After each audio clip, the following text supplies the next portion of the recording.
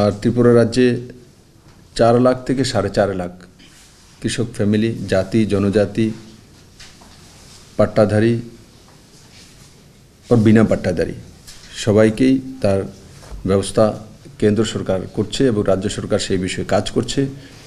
এই পর্যন্ত 13 কোটি টাকা কৃষকদের অ্যাকাউন্টে ডাইরেক্ট চলে গেছে, 2000 টাকা করে, আর 70,000-এর কাছাকাছি কৃষক বন্ধুরা তাতে উপকৃত হয়েছে।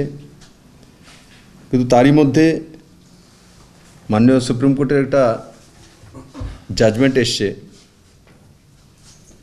তাতে আমাদের ত্রিপুরা রাজ্যের 68,000 পাট্টাধারীরা প্রভাবিত হন।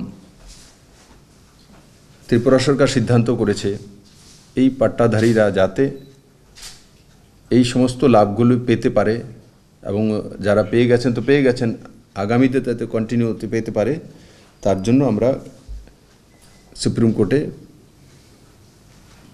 রিভিউ পিটিশন করব, যাতে যারা পাট্টাধারী আছে তারা সেই ব্যবস্থার রাজ্য এবং কেন্দ্র সরকার দ্বারা কৃষিক্ষেত্রে যা যা সুযোগ সুবিধাগুলি দিয়েছে সেগুলো যাতে আমার জনজাতি ভাইয়েরা বন্ধুরা পেতে পারে।